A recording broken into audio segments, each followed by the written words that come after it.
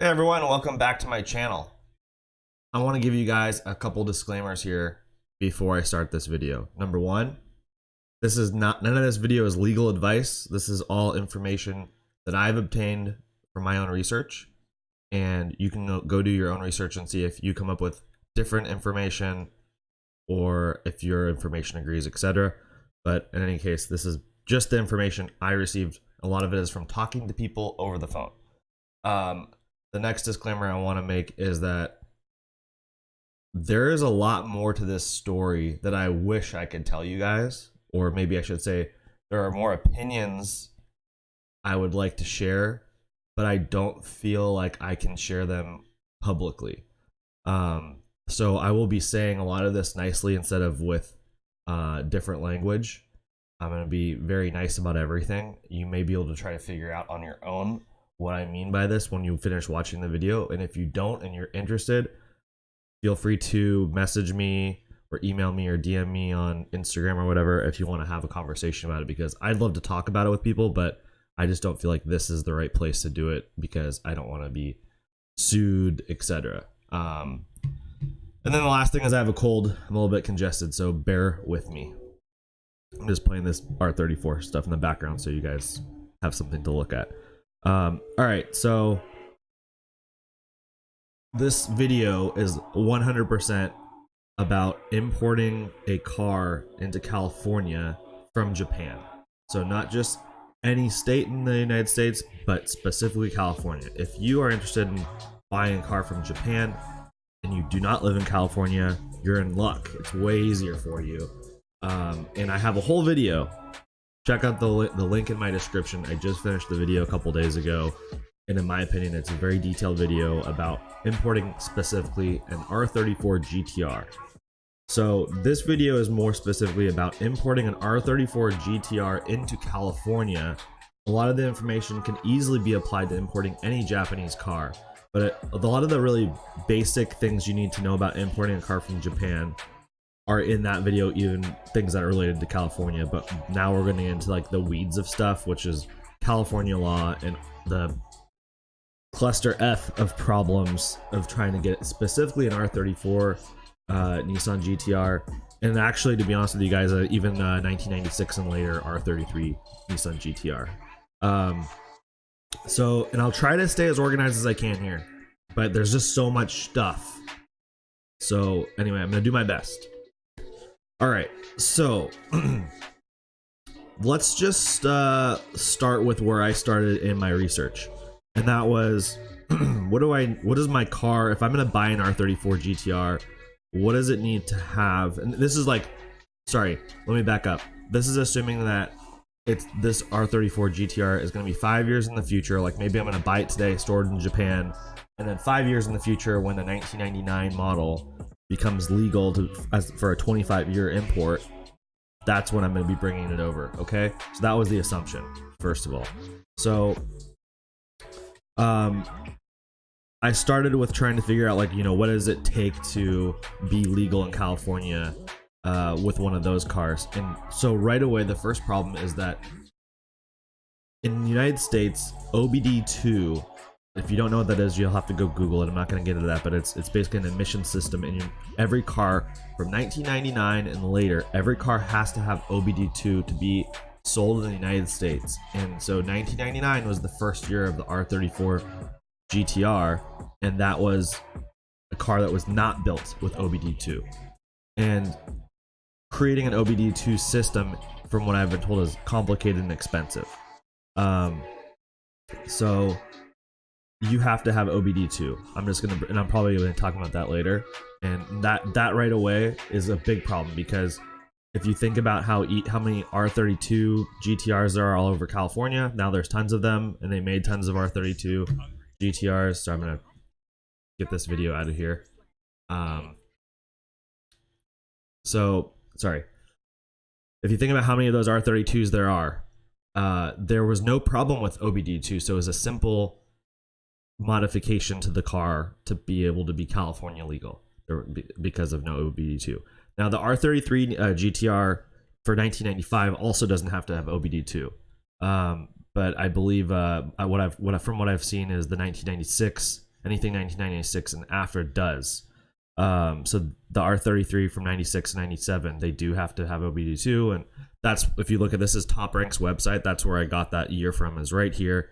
Prices for California modification and testing range from $5,000 to $10,000 depending on vehicle and condition, up to 1995. So they're saying that pretty much you shouldn't pay more than $10,000 for anything before 1995. 1996 and up require OBD2, which adds significantly to the cost and complexity, and they don't even tell you a price for that, right? Top Rank's probably like the biggest importer of Japanese sports cars in California, maybe the whole United States. Okay, so I started doing more research, like, well, what is all the exact specifications and stuff. I want to know everything. So I started figuring out, like, what is this, like, what's required for the smog check. And so I talked to a ref, they're called, and so their website's like asktheref.org. And I called and left a message, and then they called me back and gave me some information, say you need to talk to CARB, which is the California Air Resource Board. So I talked to CARB, and they told me about the certification process to just be able to be smogged. You can't just go to a smog place and say, I want a smog, if the car is a certain age. And you have to have something called a certificate of conformance from the ARB, the Air Resource Board. So which is the CARB, same thing, California Air Resource Board, sorry. But anyway, you have to have this thing called a certificate of conformance. And I'm actually not sure if this picture right here on the left on Top Rank, that actually might even be what it looks like. I can't remember, but it's something that goes on like the door jamb of your car, that says that, okay, now that you have this, you can go get a smog. And then you might not pass, but that's just so you can be smogged, right? So, and then what they do is the certificate of conformance is actually based on the year of your car. Every year, the emissions testing procedure would get harder and harder and harder, especially like what they say here, 1996 and up, you have to have OBD2 to be able to pass the conformance in the smog. So apparently there is a rule list somewhere, a book, I don't know what the heck you would call it. There's something somewhere that says these are the rules of what you need to have on your car to pass for that exact year of car. It doesn't matter what brand or anything. Every car has the same standard for that exact year the car was built. This is where I got really mad, because now, so I've told you I've been calling these people on the phone. So there's the California Air Resources Board, and there's the Ask the Ref people that are more on the smog side. And I'm calling all these people. Let me talk to your manager. Let me talk to, like, let me go higher up in the food chain. Where do I get this information about what is required to pass the test? And I'll get into that too a little bit. You might be wondering, well, why did you want to know what you need to pass the test? And here's the reason. Both the carb place and the ref place said that if you're gonna buy, I just was saying at the time, an R33, I wanted to just buy like a GTS. I was like thinking in my head, you know what? I've never actually driven a right hand drive car. I'm gonna just get like a $5,000, really like basic R33. That's a 95. I'm gonna bring that over. It's about $1,000, $1,500, maybe $2,000 at the most to ship it over, and then I'll do whatever I need to do to smog it and pay my taxes and stuff, and I'll probably be in it for $8,000 or something. And I'll see how it goes. And if I like it, then I'll sell that and I'll go get a GTR. And if I don't like it, I'll still sell it and just move on. So that's kind of how I got here, is just asking, how do I do this? And so everyone says that you have to, if you want to get a certificate of conformance to be able to pass the smog, the only place in California you can get that from is a company called California Environmental Engineering, also known as CEE. So I go, okay, that sounds like a government program or a government, what do you want to call it, company, whatever. It sounds like it's a government type of place. Probably saying that wrong, but it doesn't sound like a for-profit company to most people, I feel like, because of the name of it, California Environmental Engineering.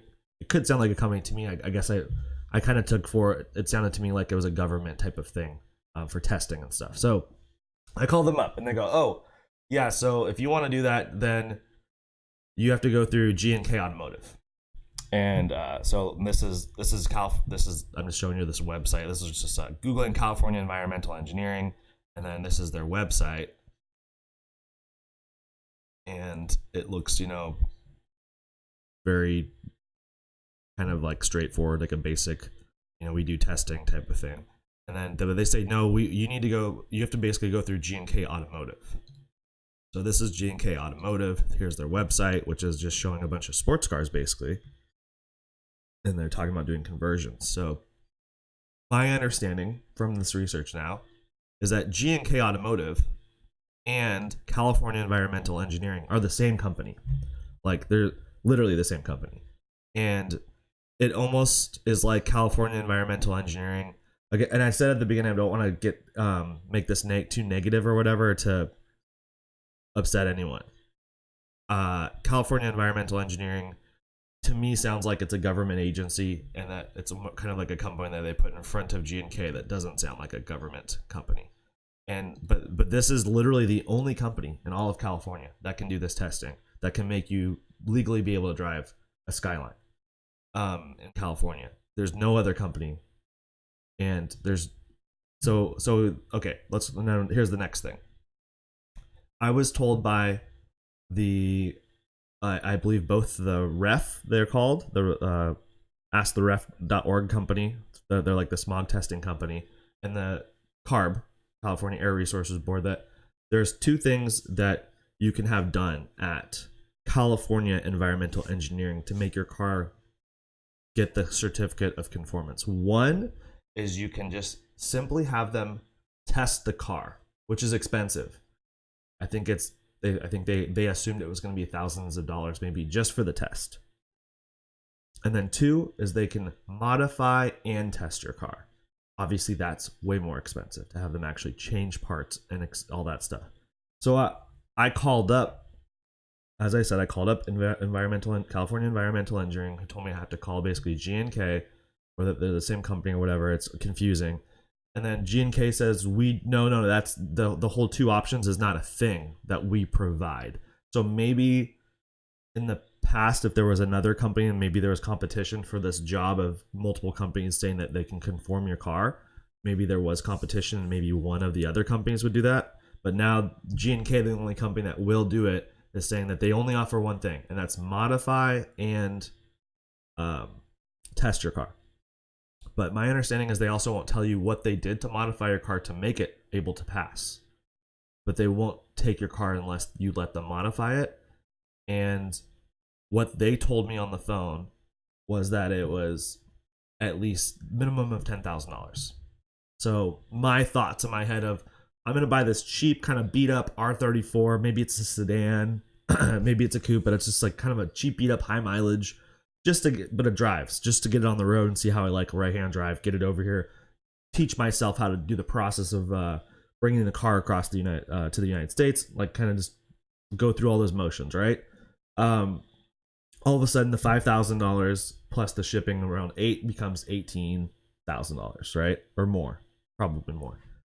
And so I'm like, okay, so this is no longer just a cheap R34. It's $20,000 car, basically, which is, well, at that point you'd probably just want to buy an Evo. I already have an Evo, but for most people, I think I'd rather have an Evo than a kind of a crappy older Skyline. Anyway, that's an opinion. So I'm just gonna read you some of the email, some excerpts. So I'm not gonna read you the whole email, but I'm gonna read you some things from what my conversation was with them. So I mentioned to them that there are two options. They said no, there are not. That they do the modification testing and certification, and then they said that the engine has to be completely factory stock, no aftermarket parts are allowed, which is another thing that can get really expensive because a lot of the Skylines are already modified in Japan, and then you have to go source all the parts that are factory to make it factory, and those can be expensive and hard to find. So I said thank you for the clarification, and sorry, I'm just reading this real quick. I was just letting them know that I haven't even bought the car. I'm just trying to figure out how much the pricing would be, so I'm kind of prepared for everything. They said it would basically be about 10 grand, for assuming it was factory in stock. And then I think that they weren't answering me, so I actually had to poke them a little bit more, and they finally got back to me. And then the last thing was that they said that they're so backed up basically at this time that it was like going to be 2 months in the future. If I wanted to make an appointment that day 2 months ago, that I could, and it would be for me to get an appointment in January. So not even, it's still not January right now. Actually, it was about 3 months out, and but I would have to make that appointment now to get my slot 3 months in the future, 2 to 3 months, and then I would have to make a 50% deposit right now to be able to get that slot. So pretty expensive stuff, right? And so then I also talked to Top Rank. This is their website. There's some famous YouTubers like TJ Hunt have been over at their location, both in Japan and in California, and they seem like pretty good guys, and they are really into what they do, which I can't blame them. I'm in the cars too. And I talked to them and got a bunch of information on the phone with Top Rank. They said that they gave me actually different information than what G&K gave me, which is pretty strange. So when I asked for an R33 Skyline, basic one like that, and how much it would cost to do the job to make it legal, they told me that it would be about $6,500, so less than the $10,000 that G&K quoted me directly, which is interesting because there's only one company in the United States that can do that work. So G&K would be doing the work for them, but maybe there's some partnership where G&K can do the modification and that Top Rank could do the modification because maybe G&K trusts them with a relationship, and that's why it's cheaper. I'm not quite sure, but then they also said if I wanted like an R32 GTR, it'd be $10,000 to do it. So they seem to base the price of the modifications based on how expensive the car is, because they quoted me based on like an R33 GTS, like a $25,000 car that they had in stock. They were selling it for 25 grand and said it would be $6,500 in addition to the $25,000 price, whereas an R32 GTR at 40 grand would be another 10. So being that it's a lot more expensive for the R32 GTR, I felt like that's part of why they charge more for the work, the modification and conformance and all that stuff. They also, if I remember correctly, I don't think they talked too much about a huge weight. They probably get a little bit of a cut in line or something maybe, but that part doesn't matter about the weight so much. But they also told me, so in my previous video I talked about something called show or display, which is a legal way to bring a car over from Japan to legally drive here in California or in another state right now without waiting the 5 additional years required. They told me that show and display is an additional $75,000 to bring an R34 GTR into compliance. So if you bought like what's called the 2002 M-Spec NER, which is the car I would really like to buy, or the 1999 R34 Skyline V-Spec Midnight Purple 3, so mouthful of all these numbers, right, and stuff. But if you want either of those two cars that are currently legal through show or display, you have to pay what they said was another $75,000 to bring it into conformance. So those cars are already going for like 120, 130, 140, 150, like big money, and then add another 75K. Maybe that's negotiable, but hard to say, right? All right, so we're talking about a lot of money. And a lot of this stuff I'm telling you is going to be a little bit heartbreaking, because if you were really set on buying even just like a cheap R34 Skyline 4-door, it's still going to be quite a bit of money. All right, so I definitely covered a lot of what I wanted to talk about here. So we probably can wrap it up.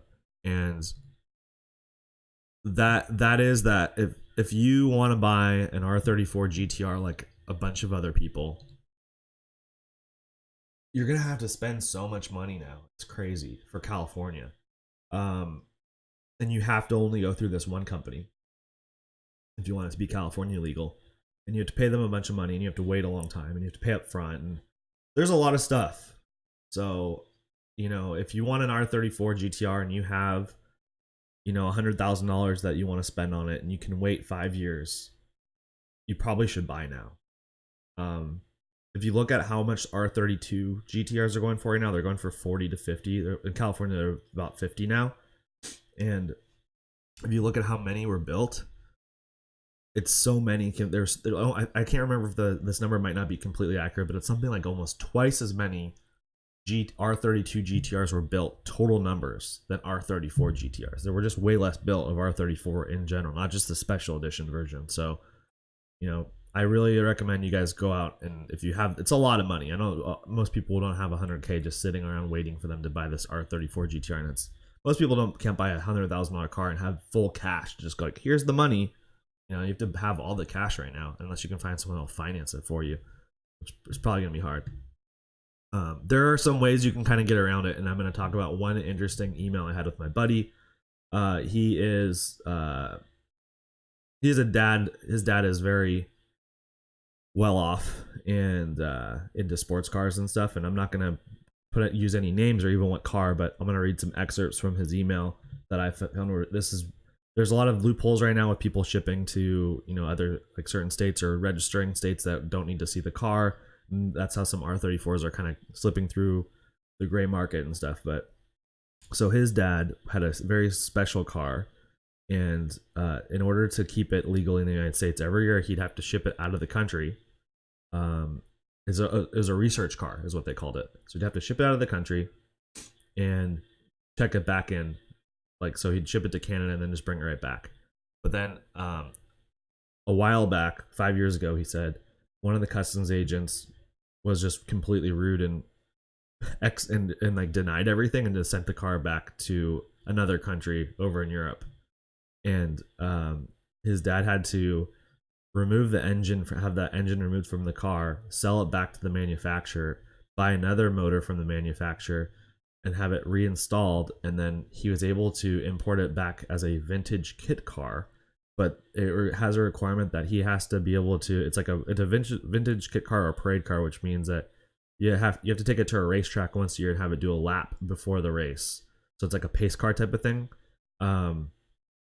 Anyway, that's how he was able to, I guess this is I've never heard of this loophole, doing this pace car thing. But I figure if you're going to do that, you have to have a pretty darn special car, because not everyone's going to let you just be like the pace car. So anyway, long video for a lot of people. I know a lot of people get mad when I make videos over 10 minutes, which is every video I make, but that's probably the end of it. There's a lot of, like I said, there's a lot of things I'd like to say on this video that I don't feel like would work out in the best interest for myself. So I kind of am making a compromise by giving you a lot of information without too many of my opinions. And if you are interested in this type of stuff, I'll probably be making a lot of videos. I am seriously going to try to buy an R34 Skyline, specifically the 2002 M-Spec NERT, to bring over now on show or display. And I do have family that lives in a different state that I could store it there maybe without having to do the California compliance for now. And I do have some other projects I would like to work on to figure out some better ways that all of this stuff could be done than what is the current way to do it. So I hope you guys enjoyed it. Stay tuned, subscribe if you're interested in this type of content, and I'll have other content about other cars coming very soon. Have a good day.